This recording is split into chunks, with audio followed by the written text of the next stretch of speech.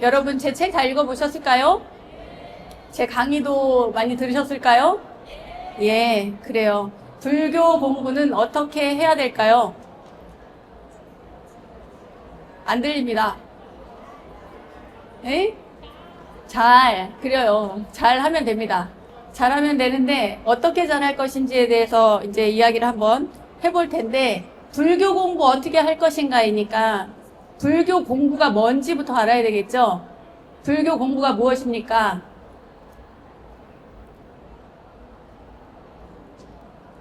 네. 불교 공부라고 하는 것은 부처님의 가르침을 배우고 실천하는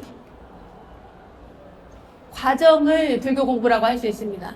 그러니까 부처님의 가르침이 무엇인지 알아야 되는데요. 결론부터 이야기를 하면 지혜와 자비로 살아가는 모든 과정들이 사실은 불교 공부입니다. 그러니까 불교 공부는 딱 이거다 이렇게 쪼개서 이야기하는 것이 아니라 계속해서 이 생을 끝날 때까지 우리가 알고 있는 건 다음 생은 모르니까 일단 내가 살아가고 있는 이 삶에서 내가 어떻게 살아갈 것인가 그것을 이 자비와 지혜로서 가득 채워서 살아가는 것 이것이 바로 불교 공부입니다. 그래서 궁극적으로는 깨달음 이 깨달음으로 참된 나를 발견하는 것 이것이 불교 공부라고 저는 생각을 하는데요. 자, 그러면은 왜 지금 이제 불교 공부를 이렇게 얘기하느냐. 여러분 주변에 한번 둘러보세요. 사람이 얼마나 많은지. 젊은 친구들이 참 많습니다. 예전에는 사실 불교 박람회를 왔을 때 조금 연배가 있으신 노보살님들 또 중견의 보살님들이 많으셨다면 지금은 이렇게 젊은 친구들이 많이 있습니다. 지금 이 자리에 앉아 계신 분들 중에는 좀 제가 보기에 다 20대로 보이는데 자 20대 맞습니까? 자 마음은 20대잖아요. 그죠? 자 소리 한번 질러볼까요? 소리 질러! 좀 약합니다. 네. 제가 보기에 여기 지금 한 1000명쯤 오신 것 같은데 200~300명밖에 소리가 안 들려요. 다시 한번 질러볼까요? 소리 질러! 네, 잘 들어오셨습니다. 불교 공부하러. 자, 그러면 왜 이제 이렇게 갑자기 대한민국에 불교의 바람이 불었을까요? 젊은 친구들이 또는 20대, 30대, 40대 할 것 없이 왜 갑자기 이렇게 불교 박람회가 비좁을 정도로 미어 터지게 이렇게 사람이 오는가. 제가 여기 이 강연장으로 들어오는 동안까지 이렇게 밀면서 왔어요. 앞에서 뒤에서 밀면서 이렇게 많은 분들이 이곳에 오실 줄 몰랐습니다. 그럼 왜 그러냐? 왜 그럴까요? 일단은 겉으로 보기에는 즐겁습니다. 소위 말하는 핫하다 이래가지고 불교가 재밌다, 즐겁다 이런 어떤 생각들도 많이 있습니다만 사실은 그 근원을 좀 이렇게 깊이 파고 들어가서 그들과의 이야기를 직접 대화를 나눠보면 뭔가 불편하고 뭔가 힘들고 뭔가 짜증나고 괴롭고 던져버리고 싶고 이런 내용들을 가지고 있는 분들이 참 많습니다. 그렇습니까? 자녀분들도 부모님과 이야기를 많이 하는지는 모르겠습니다만 실제로 이렇게 이야기를 하다 보면 뭔가 이렇게 막혀있는 부분들이 많아서 괴롭고 힘든데 자 그러면은 왜 괴롭고 힘든가 이 치열한 경쟁과 상대적인 빈곤 사실은 우리는 지금은 그렇게 못 살거나 힘들거나 그렇지 않습니다. 어디에 비해서? 옛날 과거에 비해서 옛날에 비하면은 지금은 그래도 너무나 잘 살고 뭐 이렇게 굶지 않아도 되고 그런데 이게 물론 그런 분들도 있지만 상대적으로 너무 괴로운 거예요. 왜냐하면 경쟁을 하다 보니까 이걸 상대적 빈곤이라고 생각들을 하는데 거기에서 오는 것이 너무나 지나치게 큰 거예요. 나이 드신 분들은 세월이 그렇지 뭐 다 힘들게 살아서 이럴 수도 있지만 진짜 그 사회생활을 직접 하고 지하철을 타고 버스를 타고 출근하고 퇴근하고 또 그냥 사는 이 친구들에게는 너무나 힘든 일들이 많이 일어납니다. 그러니까 괴롭다는 거예요. 내 삶이 괴롭다. 그러니까 2600년 전에 부처님이 괴롭다고 하는 것과 지금 21세기에 괴롭다고 하는 것은 내용이 완전 다르지만 그럼에도 불구하고 괴로운 건 마찬가지라는 거죠. 통하는 게 있다. 다 괴롭다는 거예요. 그래서 고해에서 괴로움의 바다에서 벗어나서 좀 자유로워지고 싶다. 이제는 좀 경쟁도 지긋지긋하고 이렇게 살아가는 이 삶이 너무 힘들다. 그래서 좀 마음의 평온이 난 좀 필요하다. 이렇게 생각하는 분들이 많다는 거예요. 그런데 이거를 우리만 지금 이렇게 느끼는 것이 아니라 2600년 전에 부처님도 그렇게 느꼈다는 거예요. 부처님은 당신께서 사실은 옛날에는 왕자로 태어났지만 그때 당시 2600년 전에 아주 작은 나라의 왕자님이었으면 이거는 조금 잘 사는 정도라고 생각하면 돼요. 그렇게까지 굉장한 그야말로 저기 석유 펑펑 나는 나라의 왕자님이 아니란 말이에요. 그러니까 그 왕자님으로 태어나서 물론 그때 당시에 2600년 전의 사람들과 비교해 봤을 때는 그래도 당신은 굶주림도 없고 또 그야말로 쾌락을 추구해도 충분한 그런 정도의 위치와 그런 정도의 상황에서 사셨기 때문에 부처님께서는 다클리 고민이 없지 않았을까 이렇게 생각을 하지만 지금도 여러분 잘 먹고 잘 살아도 고민은 있고 그때 당시에 부처님도 편안하고 잘 먹고 잘 살았지만 그래도 늘 고뇌가 있었다는 거예요. 그러니까 고뇌의 결이 다른 것이지 고뇌가 없었던 것이 아니라 그래서 우리는 지금 이 시대를 살아가는 많은 사람들이 괴로움에 대한 해결책을 누군가 어떤 특별한 존재로부터 이것을 받아서 해결하려는 것이 아니라 내 안에서 해결한다. 그러니까 우리들 각자 그 안에서 해결하고자 하는 그러한 내용을 가지고 있는 이 불교에 조금 더 관심을 많이 갖게 되는 것이 아닌가 그런 생각이 듭니다. 자, 그럼 불교가 무엇인가 한번 볼까요? 여러분이 생각하는 불교는 뭡니까? 다 너무 진지하시네요. 아까 소리 지를 때만 해도 막 흥이 넘쳤는데 불교는 쉽게 말해서 부처님의 가르침이 불교입니다. 부처님의 가르침. 우리가 알고 있는 고타마 시다르타가 깨달음을 얻어서 많은 중생들에게 그렇게 살지 않아도 돼. 이렇게 살면 조금 더 편안해. 그렇게 하면은 괴로움에서 벗어날 수 있어. 라고 이야기하는 그 내용을 우리는 불교라고 합니다. 부처님의 가르침. 자, 그럼 그 가르침의 내용이 어떻게 해서 탄생을 했을까? 부처님께서 깨달음을 얻으셨기 때문이에요. 네. 그 깨달음의 길은 뭐냐면 말 그대로 고통을 제거하는 길입니다. 고통에서 벗어나는 것. 괴로움이라고 하는 것이 예나 지금이나 늘 있었는데, 자, 부처님은 그 괴로움을 어떻게 제거했을까? 그러니까 옛날에 2600년 전에는 괴로움을 없애는 방법으로 뭐를 했냐면 자기의 육체를 괴롭혔어요. 자기 육신을 괴롭혀가지고 그야말로 굶고 안 먹고 그리고 안 입고 되도록이면 안 입고 추위도 더위도 그냥 버티고 그러면서 자기가 그냥 가만히 고요히 앉아서 모기가 날라들든 뱀이 나가오든 무엇이 나를 괴롭히더라도 추위든 더위든 무엇이 나를 괴롭히더라도 그 육체적인 고통을 내가 감내함으로써 그러면서 나는 더 깨달음에 가까워진다. 나는 더 행복에 가까워진다. 이렇게 생각을 했습니다. 그래서 부처님께서도 처음에는 그러한 그때 당시에 어떤 수행의 풍토를 그대로 따라서 당신도 그렇게 수행을 하셨어요. 그 수행이 바로 6년간의 고행으로 이어집니다. 그 사이에 잘 알려져 있는 알라라 깔라마 우타카라마 부타라고 하는 여러 그 선정주의자들, 선정에 빠져서 그 선정을 정에 들어서, 그러니까 고요히 앉아서 정에 들어서 그래서 수행을 해서 그 높은 경지에 이른다. 이런 그 선정주의에 당신도 함께 수행을 해서 그렇게 정진을 하셨습니다. 그러니까 예를 들어서 여러분들이 봐봐요. 여러분들 중에는 지금 저를 바라보고 제 이야기에 귀 기울이는 사람들은 제 이야기만 들릴 거예요. 근데 지금 밖에는 엄청 소란스럽거든요.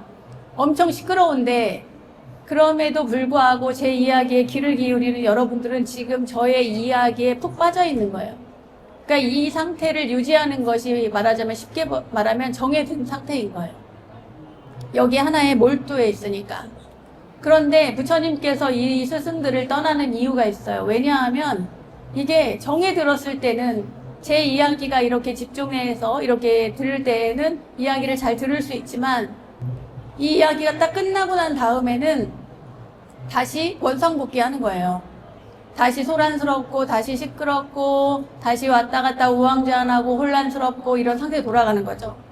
물론 부처님께서는 그 정도까지는 아니지만 당신이 생각했을 때 그렇게 정에 들어서 수행을 하셨는데 그런데 그 경지에 스승의 경지에 금방 이르렀지만 당신이 이것으로는 안 되겠구나. 왜냐하면 정에 들어있을 때는 그 상태에서 계속 머물 수 있지만 거기에서 잠깐 벗어나거나 다른 어떤 사건이나 사고가 생기면 그러면 그 정이 깨져버리니까 이걸로는 내가 완전한 깨달음에 이를 수 없겠구나 이렇게 생각을 하신 거예요. 그래서 떠납니다. 그분들을 떠나고 저기 숲에 들어가서 다시 정진을 하시죠.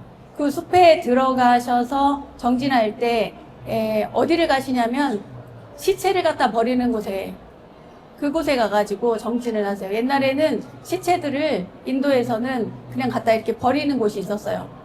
거기를 시타림이라고 그래. 시타림이라고 하는데 그래서 우리 스님들이 장례식장 가거나 누가 돌아가시면 시달림 간다고 하거든요. 그게 거기에서 나오는 이야기예요. 아무튼 그래서 그 부처님께서 고통을 제거하는 길이 따로 있겠구나. 이걸로는 이 선정에서는 끝이 없겠구나. 이렇게 생각을 하는 거예요.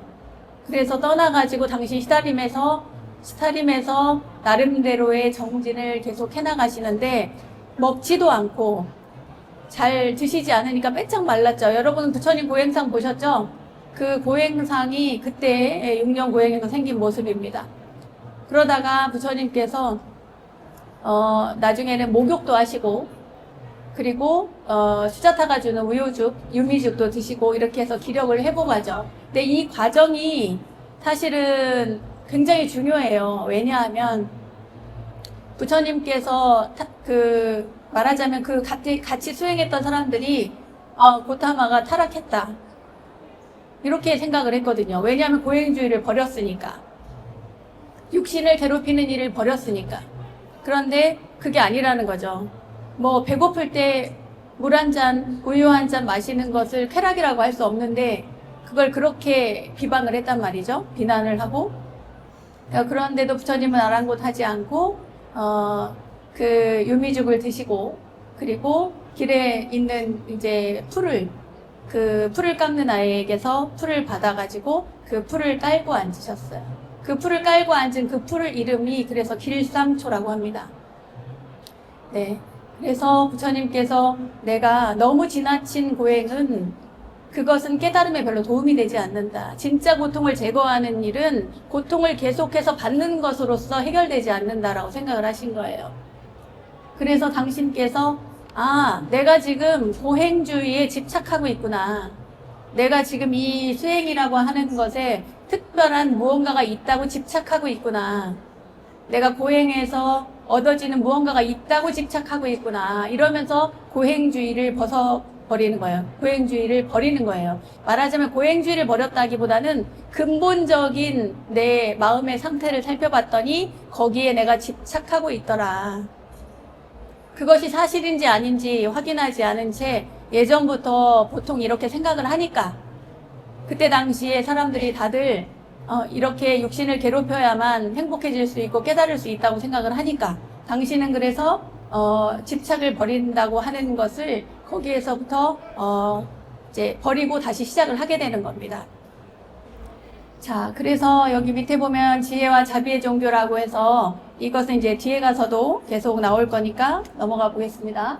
자, 그럼 부처님이 깨달음을 얻으신 내용이 바로 불교예요. 왜냐하면 당신이 깨달은 바를 교리적으로 만들어서 사람들에게 알려주는 거니까 불교란 무엇인가, 불교가 뭔지 공부를 하고 알고 싶으려면 불교의 내용이 무엇인지부터 알아야 되거든요. 그 불교의 내용의 첫 번째가 바로 불교는 창조신, 유일신을 믿지 않는다는 겁니다. 이거는 그때 당시에 브라만교, 그러니까 이 세상은, 그리고 이 인간들은, 생명이 있는 모든 존재는 누군가 절대적인 어떤 신이 있어서 그분이 이 세상을 만들었다. 그분의 이름은 브라흐만이다. 이렇게 생각을 하신 거예요. 그리고 많은 사람들이 그렇게 생각을 하고 있었겠죠? 그런데 부처님은 당신께서 봤더니 나도 그런 줄 알았는데 어떻게 이 세상의 모든 것들을 누군가가 만들 수가 있는가? 정말 이 존재를 만들었다고 한다면 그 존재는 그의 부모님이어야 된다. 생명이 있는 모든 존재는 다 어딘가로부터 원인이 있어서 나온 것이지 누가 이렇게 뚝 하고 만들어낸 것이 아니다 이 말이에요. 그래서 당신께서 깨달음을 얻고 나서 살펴봤더니 모든 존재들이 다 그냥 이렇게 개별적으로 각자 존재하는 줄 알았더니 그게 아니다. 그게 아니라 이 세상의 모든 것들은 다 연결되어 있구나. 누군가가 불교 박람회라고 하는 것을 만들었고, 누군가는 티켓을 준비했고, 누군가는 접수를 준비했고, 누군가는 여러분들에게 홍보를 했을 것이고, 그리고 여러분들이 접수를 해서 지금 이 자리에 앉아 계실 텐데, 만약에 다 준비했는데 제가 여기에 오지 않았어요. 그러면은 강연을 들을 수가 없잖아요. 그러니까 하나의 어떤 것들이 이루어지려면 그것이 다 이루어지는 데는 수많은 원인들이 결합을 해야만 그것이 만들어지는 것이지 어떤 한 조건에 의해서 제가 여기에 오기만 한다고 해서 되는 것이 아니다 이 말이에요. 그래서 부처님께서 잘 봤더니 모두가 다 연결이 되어 있더라. 그리고 혼자서는 이루어지지 않는다라고 하는 얘기가 바로 우리가 흔히 얘기하는 없을 무자에 나자를 써서 무아라고 합니다. 무아. 이 무아라고 하는 것은 고정된 자는 없다라고 하는 건데 사실은 내가 혼자서만 잘나가지고 여기 있는 게 아니다. 누군가의 어떤 응원에 의해서도 또는 부모님의 나를 낳아주셨기 때문이기도 하고 그게 한 가지 요건이 아니라 수많은 조건에 의해서 이루어져 있기 때문에 나 혼자서는 이루어지지 않는다. 쉽게 말하면 그렇습니다. 근데 당신이 봤더니 무아만 있는 게 아니라 모든 게 다 변해. 그래서 제가 여기 완벽하게 조건이 다 갖추어졌는데 오다가 사고가 나서 여기 이 자리에 못 왔다거나 도착을 늦게 했다거나 이러면 모든 상황이 어그러지잖아요. 그런 것처럼 모든 것은 다 가변적이라는 거예요. 다 언제든지 바뀔 수 있고 언제든지 변화할 수 있는, 그래서 항상한 것은 아무것도 없다. 무상이라고 하는 가르침과 무아라고 하는 가르침은 결국 하나로 이어집니다. 뭐냐면 연기라고 하는 것으로 이루어져요. 모든 것들은 연에서 일어난다. 이것이 있으므로 저것이 있다. 저것이 있으므로 이것이 있다. 이러한 가르침인데 진짜 중요한 거는 이게 있어서 저게 있다. 이게 중요한 게 아니라 이게 없으면 저것도 없다예요.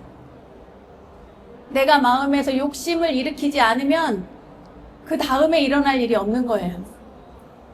내가 화를 안 내면 그 다음에 일이 일어나지 않는다 이 말이에요. 뭔가가 있어가지고 그 다음에 결과를 만들어내는 건 당연한 이치지만 그거를 뒤집어서 우리는 항상 생각할 게 내가 만들지 않으면 그 다음엔 안 일어나. 다른 사람들도 마찬가지고. 자, 이러한 내용들이 바로 불교의 가르침이고 기본적인 가르침이고 부처님께서 말씀하신 어떤 우리가 이제 처음에는 종교로서 시작한 것은 아닙니다만 다른 종교와 비교했을 때 가장 극단적으로 차이가 나는 게 바로 이것입니다.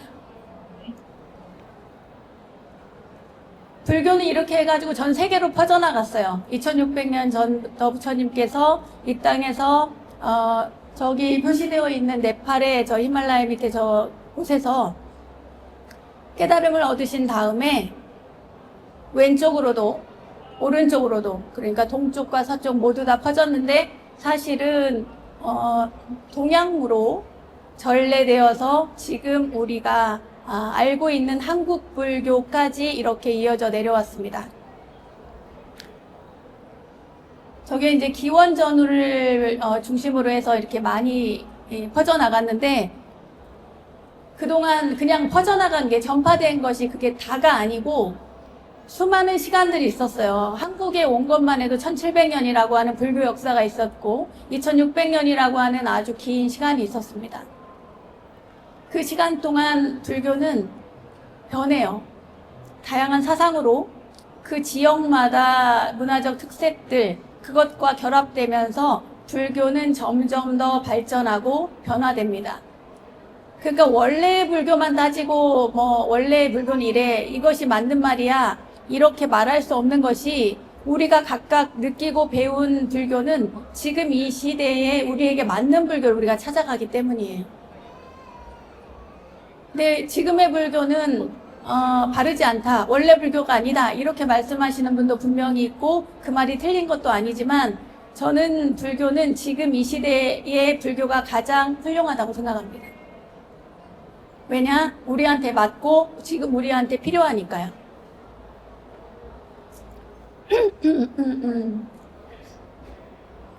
자, 세상을 어떻게 바라볼 것인가?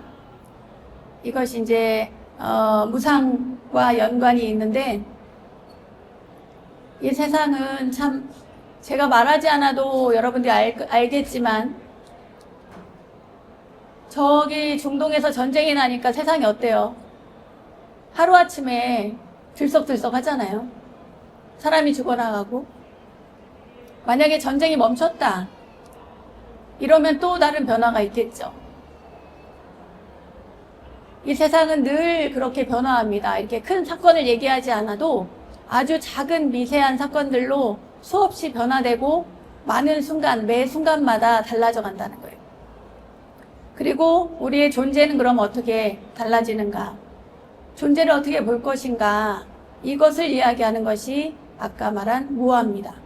한 존재가 있는데 이 존재 자체만 가지고 이야기를 해도, 따지고 들어도 나 하나가 이거 하나로 존재하지 않는다. 나의 머리와 팔다리가 나라고 하는 존재를 이루는 것 같지만 단순히 그렇게 볼 수 없다. 여러분들이 오늘 아침에 점심에 드신 음식들이 여러분을 이루죠. 그죠? 제가 하는 이야기가 전달이 됩니까? 조그만하게 이야기할까 봐요. 작게 이야기해도 들리죠? 네. 불교의 근본적인 가르침은 이렇게 무아와 무상으로 연결된 연기의 가르침이에요. 네.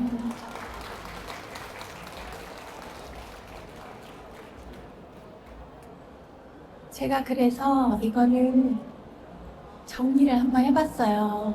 어떻게 정리를 했냐면 이 책으로 정리를 했어요. 네. 이제서야 이해되는 불교라는 이 책에 주로 무상과 무아에 대한 이야기를 정리를 했는데, 사실은 무상과 무아로서 불교를 바라보기 이전에 사실 먼저 행해야 될 게 있어요. 먼저 바라봐야 되는 거. 뭐를 먼저 바라봐야 되냐면 나의 현실을 먼저 바라봐야 돼. 현재 상태. 내가 지금 어떤 상태인지 먼저 봐야 되는 거예요. 나의 성향은 어떠한지, 나는 어떤 사람인지 그걸 먼저 알아야 돼요. 자, 그 얘기는 조금 이따 다시 하고요. 이제서야 이해되는 불교가, 제가 이렇게 앞에 책까지 보여드린 이유는 이 책 안에 초보 불자가 공부하는 법이 들어있기 때문입니다. 우리가 불교 공부를 어떻게 할 것인가에 대한 이야기를 제가 오늘 하려고 하다 보니까 여기까지 왔는데요. 사실은 불교가 무엇인지부터 알아야 되고, 불교가 뭔지를 알려면은 교리를 먼저 알아야 돼. 무상이 뭔지, 무아가 뭔지, 고가 뭔지, 열반이 뭔지, 연기가 뭔지 그런 것들을 알아야 됩니다. 그러려면 교리 공부도 하고 경전도 보고 그리고 법문도 듣고 해야 됩니다. 그리고 이것만 하면 다 되지 않아요. 이것을 알고 부처님의 가르침을 내가 이해하고 난 다음에는 그것을 우리 현실로 가져와야 돼요. 여러분들 개개인의 삶에 가지고 와야 돼요. 여러분의 삶에 가져오면 가지고 오면 그러면 삶이 변화되게 되어 있어요. 내 삶을 바꾸지 않으면 아무런 의미가 없는 거예요. 불교 따로 나 따로 이러려면 우리가 불교를 왜 공부합니까? 불교 따로 나 따로 이러면은 우리가 뭐하러 좌선하고 참선하겠냐고. 이 삶은 내가 나의 삶을 변화하고 발전시키기 위해서 불교를 공부하는 것이지 불교하고 나하고 무관하고 취미로 그냥 한번 들어볼래 이런 게 아니란 말이에요. 그래서 저 위에 불교 공부는 기초 교리부터 부처님의 가르침부터 하는 것이 맞고 하지만 그것만 가지고 되는 것이 아니라 정을 고요한 시간을 가져야 됩니다. 그러면서 이 고요한 시간이 참선일 수도 있고 누군가에겐 절일 수도 있고 누구에겐 진언일 수도 있고 그렇습니다. 어쨌거나 이것은 뭐냐면 나라고 하는 존재를 볼 때 좀 거리두기를 할 수 있는 가장 좋은 방법이에요. 내가 나를 바라보는 데 있어서 가장 좋은 방법이 바로 이렇게 명상입니다. 그래서 공부하는데 체계가 있어요. 어떻게 하느냐? 들어야 되겠죠? 읽어야 되겠죠? 읽고 듣고 해야 됩니다. 법문도 듣고 경전도 읽고 교리도 배우고 이렇게 해서 들어야 되고 그 다음에 생각을 좀 해야 돼요. 예. 잡념을 버리라고 하는 것이지 생각을 하지 말라는 게 아닙니다. 생각과 잡념은 명백히 구분을 하셔가지고 여러분들이 내가 들은 불교의 가르침을 이해를 하셔야 돼요. 그래서 생각을 하셔야 됩니다. 그리고 난 다음에 이해한 것을 여기에 실천하고 체득하고 체화하는 것인데 사실 이 명상이라고만 썼지만 닦을 숫자는 명상으로 그치지 않습니다. 이것은 아까 얘기했던 앞에서 계속 나왔던 지혜와 자비 이 두 개를 같이 실천을 해야 돼요.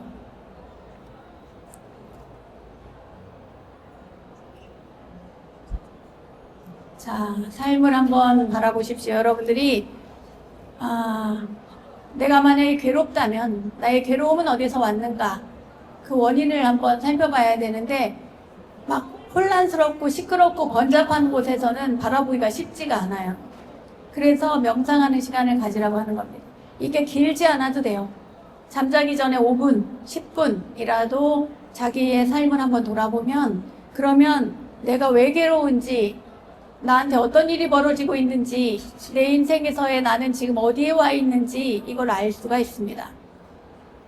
이러한 세상의 이치, 인간관계에 있어서의 문제점 이런 것들을 파악을 하고 그 다음에 이렇게 거리두기를 해서 바라보고 난 다음에는 불교에서 이야기하는 아주 매력적인 가르침, 아까 무아, 무상 이런 이야기를 했는데요. 이거를 좀 더 발전시켜서 사상적으로 발전시켜서 만든 법이 있습니다. 법문이 있어요.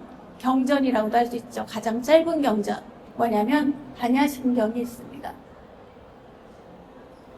반야심경은 이 세상의 불자라면 거의 대부분 이 반야심경을 외우고 독송을 하고 합니다.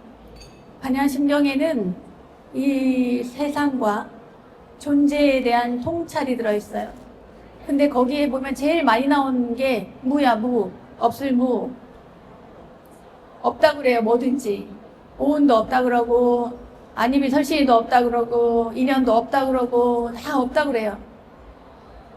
근데 없다고만 해서 진짜 없는 것이 아니라 공이라고 하는 것을 가장 가깝게 표현하느라 그런 문자를 많이 썼습니다. 이 통찰의지의 반야심경에는 이 세상에 어떻게 돌아가는지, 얼마만큼 이 세상이 변화되는지, 그리고 모든 존재가 어떻게 이루어져 있는지를 자세히 설명하고 있습니다. 그래서 반야심경을 알면 여러분들이 이 세상을 바라보는 데 있어서 굉장히 도움이 많이 됩니다. 자, 어떻게 살 것인가가 나왔어요.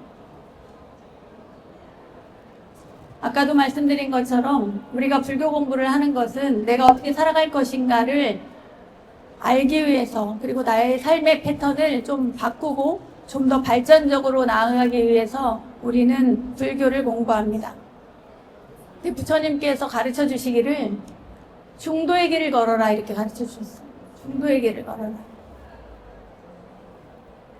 중도의 길이라고 하는 것은 욕망에 끄달리지 마라. 어느 한쪽으로 치우치지 마라. 한쪽으로 치우친 생각도 하지 마라. 그러니까 이게 그렇다고 해서 가운데 중자를 써서 정가운데 길을 이야기하는 것이 아니라 중도의 길은 굉장히 폭이 넓습니다. 그러니까 너무 이쪽으로 극단적으로 가면 다시 돌아오고, 너무 이쪽으로 가면 이건 너무 이쪽으로 갔네 하고 돌아올 수 있는, 어느 쪽이든 한쪽으로 치우치지 말라는 것이 바로 중도의 가르침입니다. 그리고 나서 올바른 이해, 말, 행동, 삶의 균형, 또 가족이나 직장 등 인간관계, 심지어 요즘에는 문제가 많이 되고 있는 디지털 습관까지 이 모든 것들을 원만하게 하셔야 돼요. 다 같이 따라해보세요. 원만하게, 원만하게. 네, 원만하게 하셔야 돼. 둥글게 둥글게. 그래서 모나지 않게 그렇게 하시면 중도의 삶이 됩니다. 네. 자, 부처님께서 앞에서 저기 집착을 버리라고 그랬죠? 뭘 버리라고요? 집착을 버리라고 하셨대. 집착. 상을 버리라고. 당신께서 수행을 전진을 열심히 하셨는데도 그것이 내가 너무 이 수행이라고 하는, 고행이라고 하는 것을 딱 잡고 안 놓기 때문에 내가 그 다음이 안 나가는구나. 그래서 그걸 내려놨다는 거예요. 그런 것처럼 상을 내려놓으라는 이야기입니다. 내가 가지고 있던 이 세상의 통념들, 2600년 전에 그때 당시 그 시대를 사람들을 이렇게 통제하고 있던 수많은 제도들, 관념들, 이런 것들을 내려놓으라는 얘기였어요. 그러니까 이제 여러분들이 불교 공부를 할 때 꼭 더해야 되는 것이 교리 공부에 더해서 역사 공부를 좀 하시면 좋습니다. 어떻게 해서 이런 시대 배경에서 불교가 나왔는지 그걸 알면 훨씬 더 공부하는 데 도움이 많이 됩니다. 그래서 상을 버리라고 하는 것이 이 금강경, 조계종의 소위 경전이죠. 금강경에 이 내용이 많이 나옵니다. 상을 버리라고. 여기에서는 말하자면 상을 버리라는 것이, 집착을 버리라는 것이 삶의 태도를 잘 가지라는 거예요. 내가 지금 여기에서 이런 얘기를 하는 것이 여러분들에게 잘 전달이 되면 좋겠다, 이렇게 생각하는 거는 저의 상이에요. 상. 네, 저의 상바가지. 네. 저의 욕심인 거죠. 욕심이 얼마나 많으면 요거에다가 다 제 책을 갖다가 다 넣어가지고 이 책도 넣고 이 책도 넣고 이 책도 넣고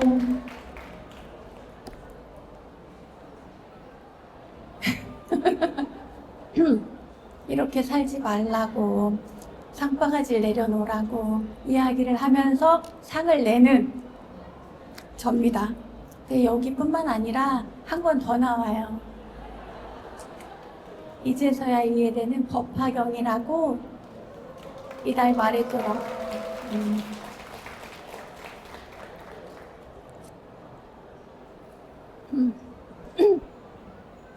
지금까지의 제가 말씀드린 여러 가지 책들의 이야기는 사실 불교의 지혜를 바탕으로 하는 이야기입니다. 근데 불교의 지혜는 여기에서 어느 정도 가름이 되면 그 다음에 이야기하고 싶은 건 불교는 자비의 종교라는 거예요. 불교는 자비의 종교인데 자비심이 별로 없어. 그죠? 가만히 생각해 봐요. 자비심이 있는가? 자비심이 조금 떨어져요. 그러니까 이제 저는 교리를 부처님의 가르침을 전하는 사람이기 때문에 이런 지혜의 측면을 강조하면서 이야기를 하지만 여러분들이나 저나 살아가면서 중요한 거는 이 지혜 못지않게 중요한 게 바로 자비입니다. 자비. 그런데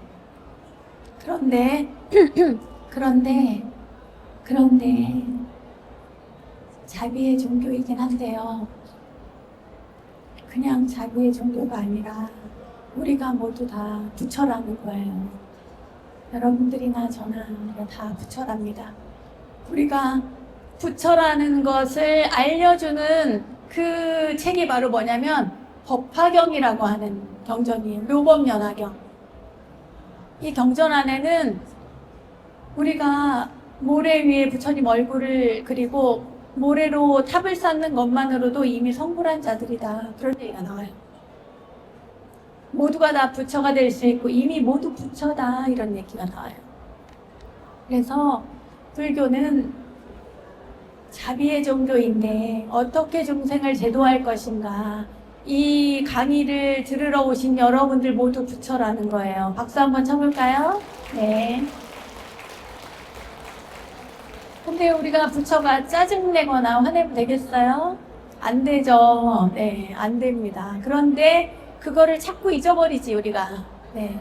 잊어버리지 마시고 집에 가셔서도 많은 이웃들을 대할 때에도 항상 자비로운 마음으로 웃는 얼굴로. 자, 웃어보세요. 하나, 둘, 셋.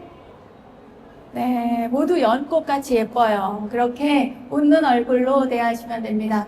불교는 이렇게 나와 이 세상을 이해하는 종교라고 보시면 되고요. 그 자기 이해.